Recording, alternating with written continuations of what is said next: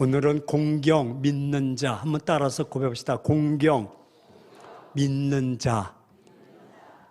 예수님을 향한 유대인들의 끊임없는 모의가 계속 이어지고 있습니다.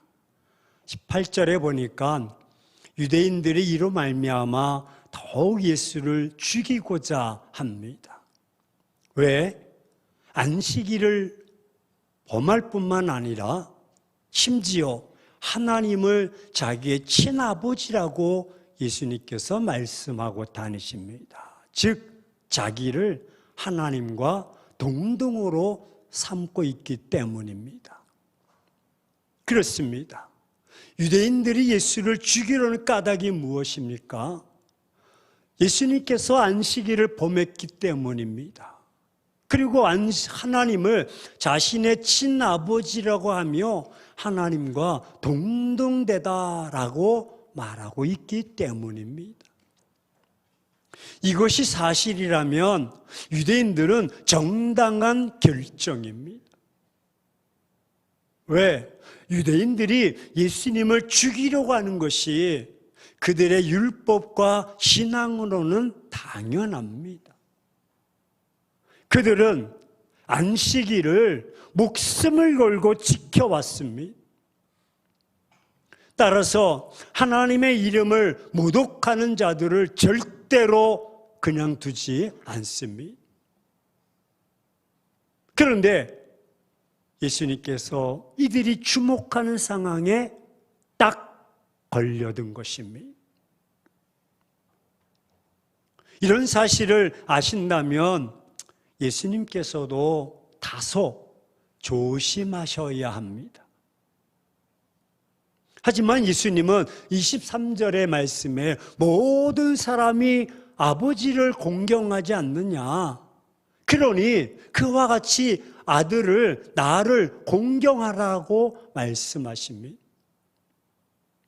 더욱이 심한 것은 아들을 공경하지 않는 것은 그를 보내신 아버지도 공경하지 아니하는 것이라고 연이어서 말씀하십니다.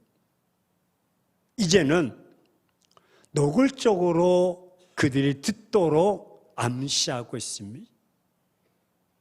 즉 아버지를 공경하는 것 같이 아들, 즉 자신도 공경하라고 하십니다. 아니, 그렇지 않아도 예수님을 죽이려는 자들을, 그런 이들에게 이런 말씀을 공개적으로 하신다면 무슨 일이 일어날지 불보듯 뻔한 것입니다. 분위기를 아셔야 됩니다. 너무 위험한 일을 스스로 자초하신 것입니다. 아버지를 공경하는 것처럼 아들을 공경하라고 하신 말씀은 예수님께서 하나님과 동등한 이치임을 밝히십니다. 여러분, 지금 유대인들은 어떻게 하든지 예수님을 죽이려고 혈안이 되어 있는 상황입니다. 그런데 이런 예수님의 말씀을 듣고 정말 하나님처럼 공경할 수 있겠습니까? 요즘 말로 말하면 예수님께서 김밥 옆구리 터지는 소리라고 이야기하죠. 자신을 하나님처럼 공경하라는 말을 들은 그것에 많은 사람들은 예수님을 향해서 어떤 태도를 취했겠습니까? 이렇게 공개적으로 자신의 모든 것을 드러내시는 이유는 도대체 또 무엇입니까? 그 이유는 이렇습니다.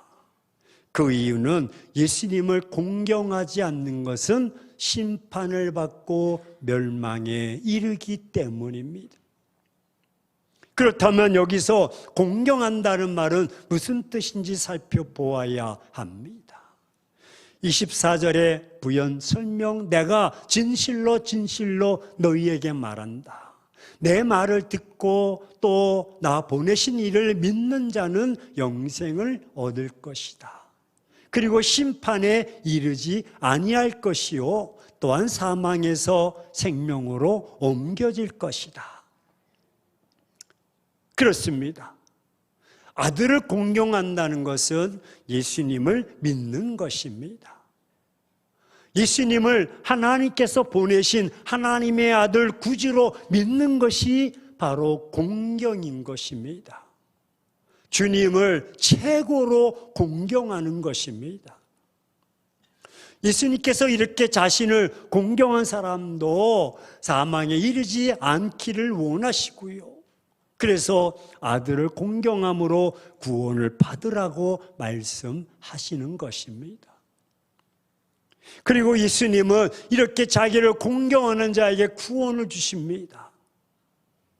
또한 믿는 자에게 심판에 이르지 않고 사망에 이르지 않게 하십니다. 그래서 24절에 여기서라고 말하는 심판과 사망은 지옥에 던져지는 심판과 지옥에서 영원히 사는 것을 말합니다. 예수님은 심판을 면할 수 있는 마지막 선택인 것입니다.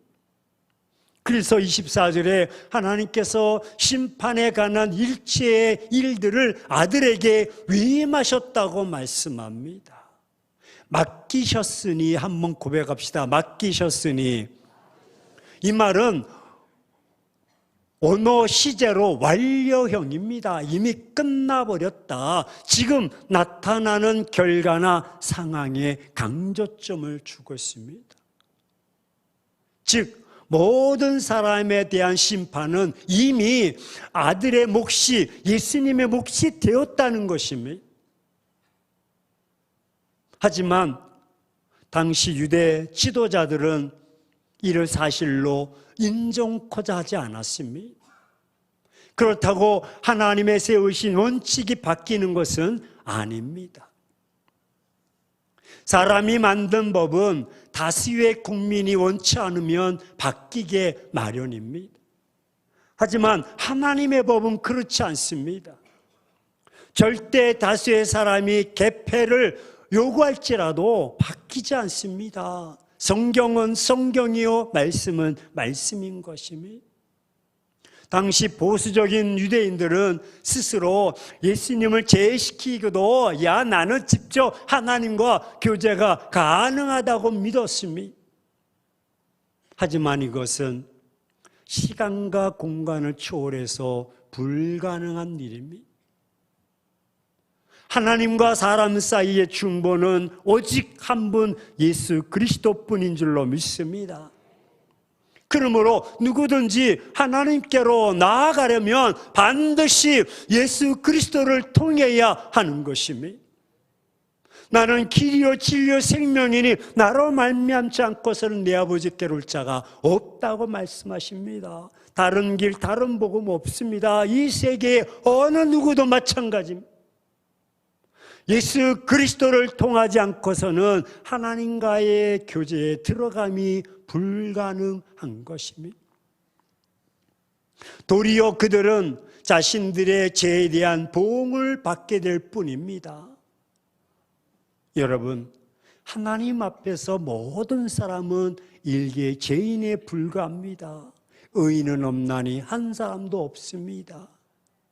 죄인이 아닌 사람은 하나도 없습니다. 그렇기 때문에 직접 하나님께 나아갈 수도 없습니다. 죄에 대한 심판을 피하지도 못합니다. 예수님을 소외시킨 사람들은 하나님 앞에서 심판받을 죄인으로 드러나게 될 뿐입니다. 예수님을 믿기로 거부한 사람들은 하나님 앞에서 심판받을 죄인으로 드러나게 될 뿐인 것입니다. 하나님은 예수 안에 있는 사람들에게 약속해 주셨습니다. 곧 그를 믿는 자 사람들만 은혜 받을 자요 약속에 참여한 자로 보시는 것입니다. 이는 예수님께서 자기를 믿는 모든 사람들에게 지혜와 의로움과 거룩함과 구속함이 되셨기 때문입니다. 그러므로 하나님을 찾는 사람들에게나 찾지 않는 이들 모두에게 마지막 기회입니다. 예수님은 하나님의 죄에 대한 심판을 면할 수 있는 마지막 기회요, 선택이 되는 것입니다. 그렇습니다. 예수님을 거부하는 이들에게는 다른 어떤 기회도 주어지지 않습니다. 문이 닫혀버립니다. 예를 들어 우리가 진학을 한다든지 진급시험을 본다든지 운동 경기 등에서 실패하더라도 다시 기회가 있습니다. 다시 기회가 있기 때문에 다시 도전할 수가 있습니다. 하지만 예수님은 인생에 주어진 마지막 기회인 것입니다. 그러므로 예수님을 거부하는 이들에게는 달리 희망이 없게 됩니다.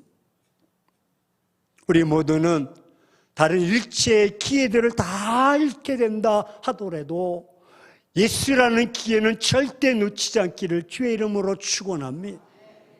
이 세상에서 모든 원하는 것들을 다 얻었다고 해도 예수를 잃어버리면 그는 결국 모든 것을 다 잃게 되는 것입니다.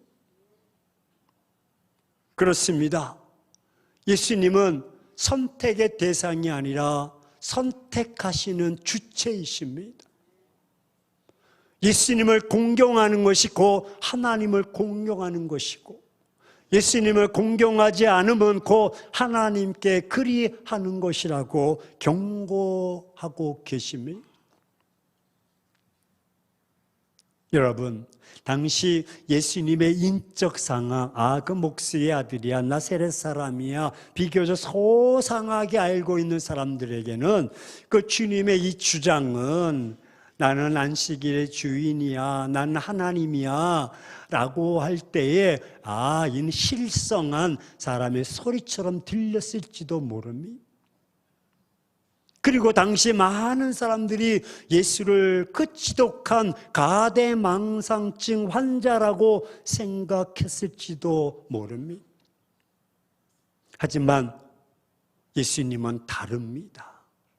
주님은 하나님과 하나이십니다. 주님은 근본 하나님의 본체이십니다. 따라서 모든 사람은 주님에 대한 하나님을 대할 때와 동일한 경외심을 가져야 하는 것입니다. 우리는 어떤 사람을 임의로 좋아할 수도 있고 싫어할 수도 있습니다. 어떤 사람은 존경하지만 또 어떤 사람은 경멸할 수도 있습니다.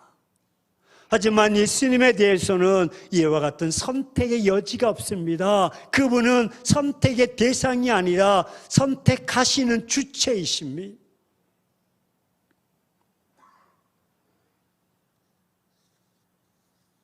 다른 종교의 창시자들처럼 예수님은 사람들을 위해서 선택되어지는 분이 아닙니다.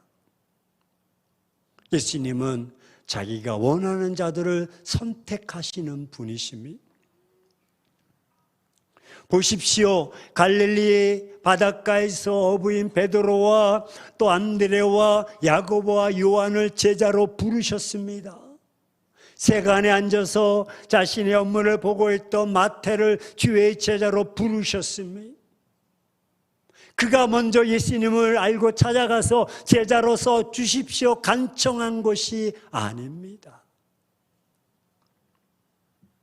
당시에 유대 지도자들은 예수님의 이러한 본질에 무지했습니다. 그래서 주님을 갈릴리의 한 가난한 목수에다가 심지어 가대망상증에 걸려서 하나님의 이름을 모독하는 자라고 비난했던 것입니다.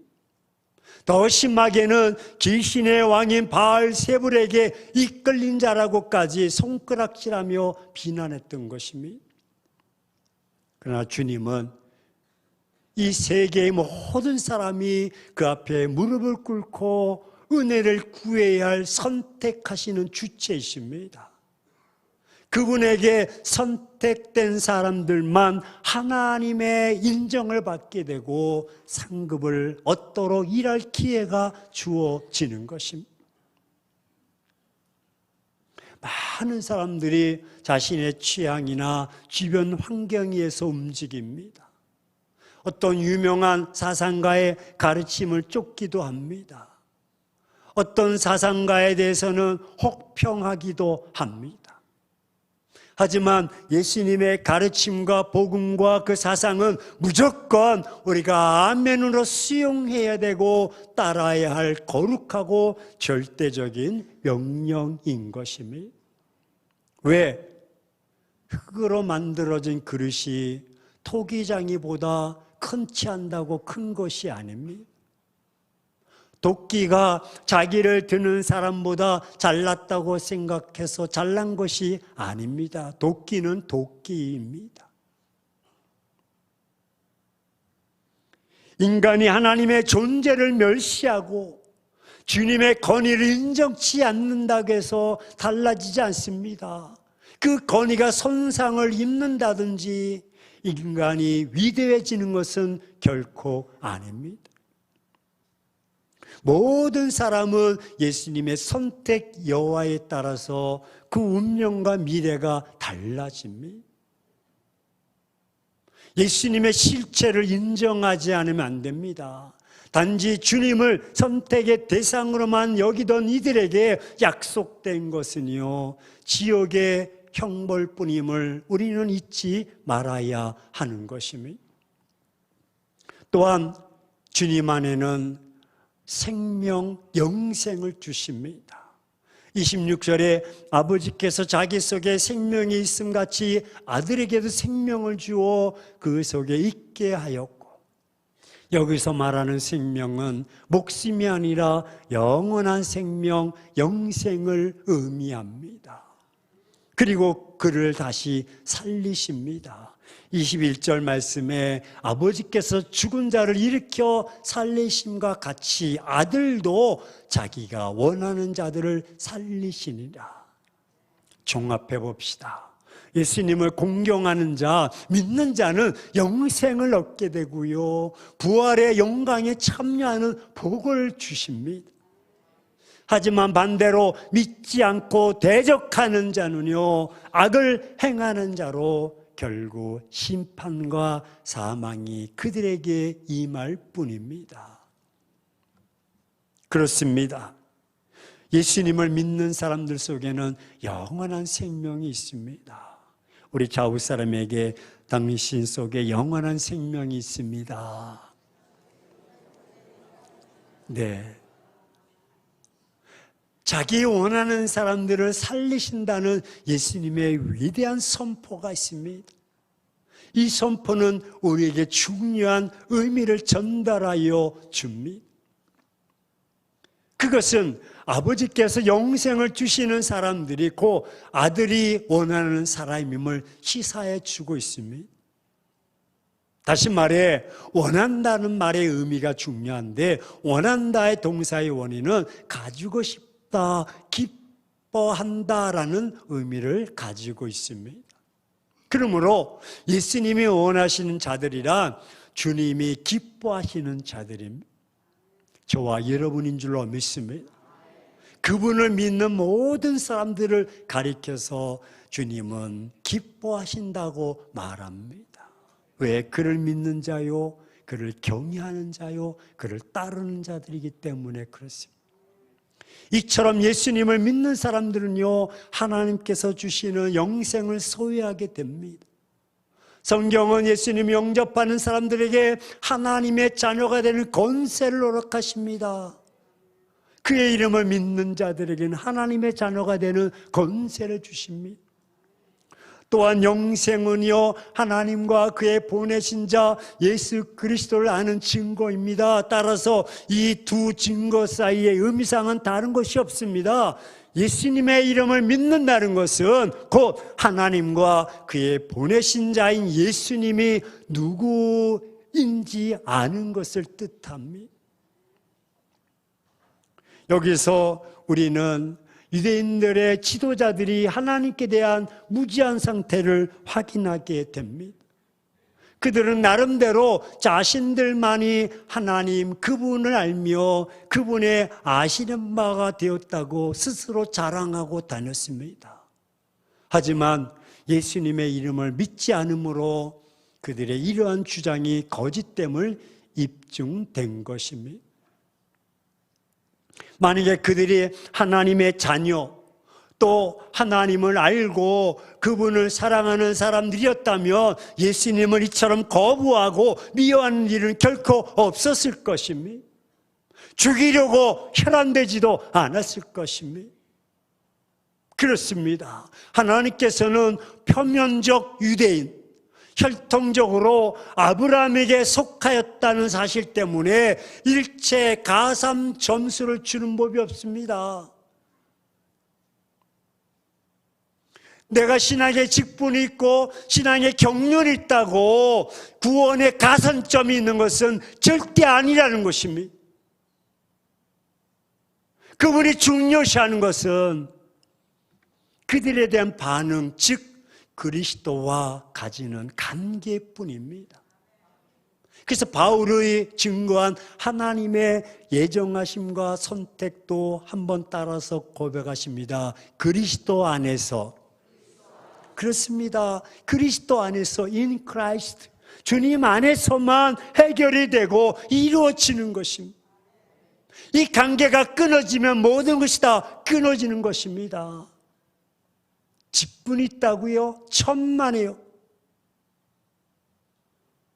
오래 신앙생활 했다고요? 천만에요. 갈등하는 사람들이 얼마나 많은지 모릅니다. 점검하셔야 됩니다. 아무리 특별한 사람일지라도요, 예수님을 거부하고 불신한다면 그는 하나님의 구원에서 제외되고 마는 것입니다. 예수 그리스도 외에 천하의 구원 얻을 만한 다른 이름을 하나님께서 우리에게 허락하신 적이 없습니다.